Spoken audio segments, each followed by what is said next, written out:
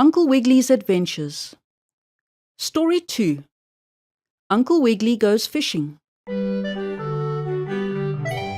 At first, after he found himself shut up in the bear's dark closet, where we left him in the story before this, poor Uncle Wiggily didn't know what to think. He just sat there, on the edge of a chair, and he tried to look around and see something, but it was too black, so he couldn't. Perhaps this is only a joke, thought the old gentleman rabbit, though I never knew a black bear to joke before. But perhaps it is. I'll ask him. So Uncle Wiggily called out, "Is this a joke, Mr. Bear?" "Not a bit of it," was the growling answer. "You'll soon see what's going to happen to you. I'm getting the fire ready now." "Getting the fire ready for what? The adventure or for my fortune?" asked the rabbit, for he still hoped the bear was only joking with him. "Ready to cook you," was the reply. "That's what the fire is for." And the bear gnashed his teeth together something terrible, and with his sharp claws he clawed big splinters off the stump, and with them he started the fire in the stove. With the splinters, I mean, not with his claws. The blazing fire made it a little brighter in the hollow stump, which was the black bear's den, and Uncle Wiggily could look out of a crack in the door and see what a savage fellow the shaggy bear was. You see, that bear just hid in the stump, waiting for helpless animals to come along, and then he'd trick them into jumping down inside it. And there wasn't a word of truth about him having sore eyes, or about him having to wear dark spectacles either. "Oh my, I guess this is the end of my adventures," thought the rabbit.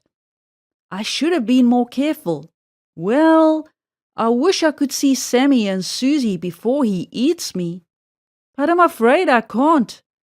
I shouldn't have jumped down here." But as Uncle Wiggily happened to think of Sammy Littletail, the boy rabbit, he also thought of something else. And this was that Sammy had put something in the old gentleman rabbit's valise that morning before the uncle had started off. "If you ever get into trouble, Uncle Wiggily," Sammy had said, "this may come in useful for you." Uncle Wiggily didn't look at the time to see what it was that his nephew had put in the valise, but he made up his mind he would do so now. So he opened his satchel, and there, among other things, was a long piece of thin but strong rope. And pinned to it was a note which read, "Dear Uncle Wiggily, this is good to help you get out of a window in case of fire." "My goodness!" exclaimed Uncle Wiggily. "That's fine. There the bear is making a fire to cook me, and with this rope I can get away from it. Now, if there's only a window in this closet, I'm all right." So he looked, and sure enough, there was a window, and with his crutch Uncle Wiggily raised it. Then he threw out his satchel, and he tied the rope to a hook on the windowsill, and being a strong old gentleman, he crawled out of the window and slid down the cord. And Uncle Wiggily got out just as the bear opened the closet door to grab him and put him in the pot. And when the savage black creature saw his fine rabbit dinner getting away, he was as angry as anything. Really he was. "Here! Come back here!" cried the bear. But of course Uncle Wiggily knew better than to come back. He slid down the rope to the ground, and then he cut off as much of the rope as he could and put it in his pocket, for he didn't know when he might need it again. Then, catching up his valise, he ran on and on before the bear could get to him. It was quite a dark place in which Uncle Wiggily was, for you see he was underground, down by the roots of the stump. But he looked ahead and he saw a little glimmer of light, and then he knew he could get out. Limping on his crutch and carrying his valise, he went on, and pretty soon he came out of a dark cave and found himself on the bank of a nice little brook that was running over mossy green stones. "Ha! This is better than being in a bear's den," exclaimed the old gentleman rabbit. "My, I was so frightened that I forgot about my rheumatism hurting me. That was an adventure all right, and Sammy was a good boy to think of that strong cord. Now, what shall I do next?" Well, Uncle Wiggily sat down on the bank of the brook, and he looked in the water. Then he happened to see a big fish jump up to catch a bug. So he said to himself, "I guess I will go fishing, just for fun.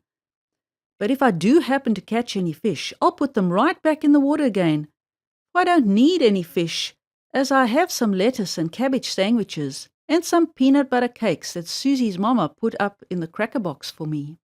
Well, Uncle Wiggily looked in his valise to make sure his lunch was safe, and then taking a bent pin from under his vest, he fastened it to a part of the string Sammy had given him. Then he fastened the string to a pole, and he was ready to fish. But he needed something to make the fishes bite. That is, bite the pinhook, not bite him, you know.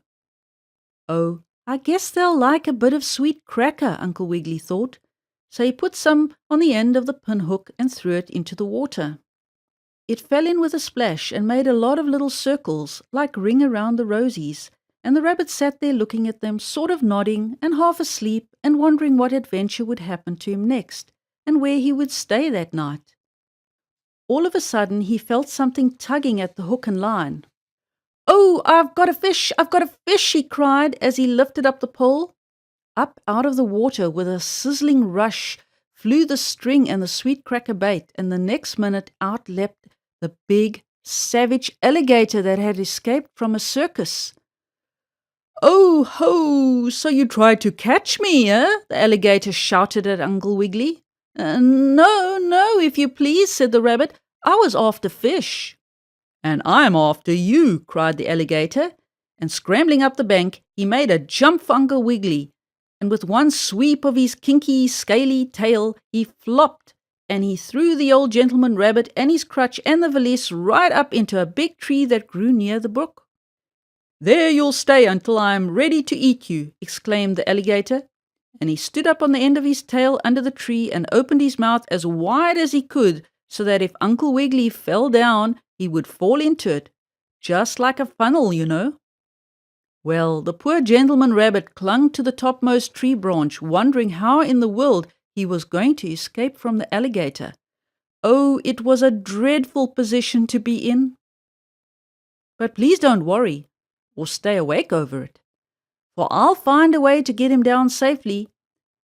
And in the story after this, if the milkman doesn't leave us sour cream for our lemonade, I'll tell you about Uncle Wiggily and the Black Crow.